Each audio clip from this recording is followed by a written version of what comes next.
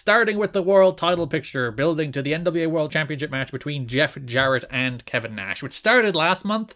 Like the build to the Final Resolution 3-way was mostly a Nash and Jarrett build as well, so they've been building to this one for a while. Yeah, they kind of done like a pretty interesting way of, they built to a match over 2 months but had a different match in between, and like it didn't necessarily feel like a divergence. Yeah, Monty should have won, but that's either here nor there. Yeah, well, we've discussed that, I think.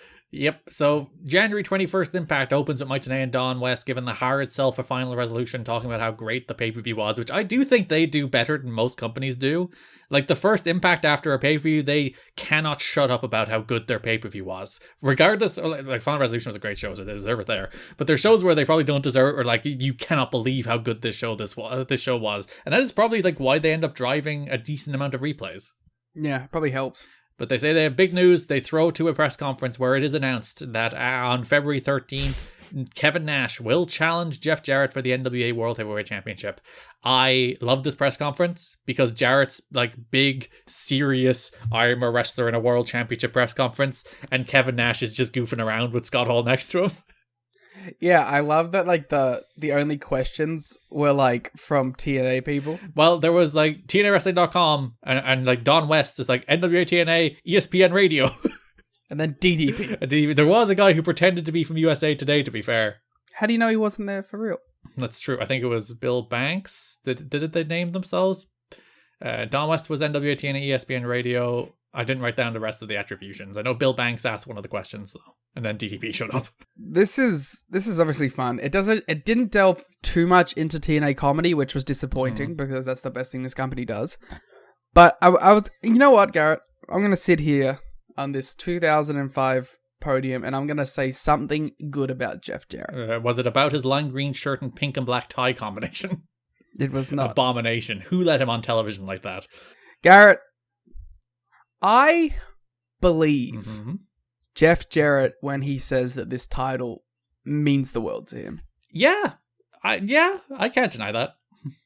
I like when he did it here and he does it in like the like Mike Tenay interview where they're both on the like screens via satellite deal.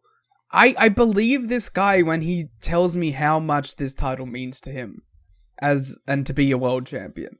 I think that's one undeniable facet of Jeff Jarrett's character is where you do believe that he thinks that this is a big deal and it helps bring up the importance of the matches. And it probably goes back to, like, he does honestly believe that, to the extent that he's always champion and has been champion for a very long time now, bar that brief interlude where he wasn't champion. Like, he does feel like that belt is a big deal. It's very important to him. He needs to hold it. The company needs him to hold it.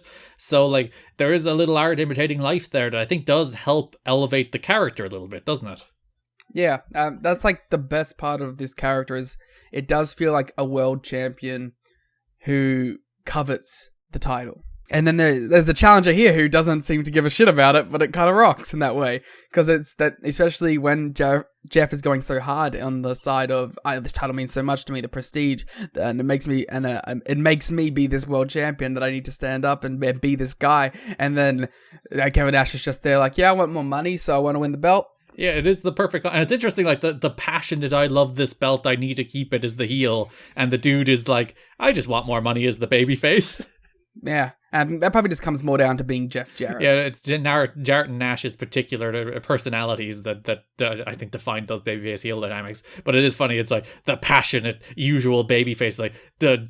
like traditional Drew Galloway promo of like, I love wrestling, this means everything to me. And he's the heel. And Nash is just like, if I have the belt, that means I get paid more. Thumbs up. Yeah, because that was like the crux of this press conference where Jarrett was like, your this career is a distraction, whereas I'm focusing entirely on this match. And Nash calls himself the greatest world champion of all time on wrestling technique alone. Don West asks about the height difference. Jarrett says they're all the same size in their back and Nash will be 12 inches at best. And then Nash quips, that'll be out of a cold lake. When they do the like classic face off for photos, Nash is like, this is one of my two good sides. Nash is so effortlessly funny. He is, and like Jarrett's response to that is like, funny guy. It's like, he is a funny guy, you're right. Yeah. Like, that wasn't even an insult. Jeff was just like, this guy. This guy indeed. And then they do the big pull apart because this is a press conference, of course. And then DDP says, haha, you're gay. It's like, if you're the kings of wrestling, does that make Nash your queen? And he's like, ooh. And Jeff's like, yeah, it does. So Dusty Rhodes went with Kevin Nash versus Jeff Jarrett because he believes in star power selling pay-per-views right now, and he feels pressure from TNA's owners to deliver improved buy rates right away since they've heard enough talk about slow builds over the past 2 years. I mean, like, I feel like if you're in the business world and you hear slow build, you should be expecting like a 5-year plan. But I guess you'd want to see forward momentum. But there is forward momentum. Only because they're paying for it. Yeah. But isn't that how it works a little bit? Listen, I'm no businessman, but isn't that how it works? You know, you got to spend it to make it. That old thing. Yeah, but they spent 2 years losing it and then started trying to spend it to make it. And I think at that stage, you're like, are we ever going to see money out of this thing? Yeah. But, you know, it is slowly moving in the right direction. Slowly but surely, under the steadfast leadership of the American Dream. On the January 28th Impact, there was a brawl that Nash just watched on. He was kind of involved in the Hall Team Canada stuff, but that kind of went nowhere. February 4th, the best segment in the entire build, maybe the history of TNA. So Mike today is telling us on commentary the whole month that Kevin Nash has never taken a match more seriously. That he's like working out, he's doing all this exercise. Nash talks about how he does like high intensity interval training later in the month. So Franchise is sitting with Kevin Nash, who is getting a massage. He's wearing a towel, he's getting a massage. Jeff Jarrett sneaks in with a guitar. Kevin Nash has like some kind of sixth sense Jeff Jarrett vision, rolls out of the way and avoids an attempted guitar shot to his ass while lying on a massage table. Garrett, he knew that he was coming up because the masseuse walked away. Yeah, and to be fair, Franchise started like trailing off in his sentence as well, so that's how he knew something was going down. But this, like, that was the segment. Franchise was like, you're going into this match, blah blah blah. Jarrett walks in, swings a guitar, Nash moves, Nash's towel falls down. He is thankfully wearing underwear. Yeah, actually, not thankfully. See Nash in the nude. Yeah, Kevin nude. Yeah, and then that's the segment. This is the best pro wrestling world title build I've ever seen in my life. And then this show ends with Kevin Nash still wearing a towel, walking in slow motion into Jeff Jarrett's locker room, and then the show goes off the air. And of course, I can't wait to find out what that was about. We never do. that massage segment, because like it's a 30-second segment where Franchise is like, you have a world title match coming up. Jarrett swings the guitar at his ass, misses, and Nash in his underwear stares him down. It's 30 seconds. It's the only like meaningful build for like 2 weeks, and it's so good. And then last show, they've been both banned from the building for the final episode of Impact. They're in separate places. Nash is in Hollywood, Jarrett's in Nashville, because of their whatever went down in Jarrett's locker room, I guess. They never do explain it. I like to imagine he just sat on the guitar and broke it. He's like, you're going to try and attack my ass with your guitar? Well, I'll attack your guitar with my ass. Listen, ass-based offense doesn't come until the end of the month.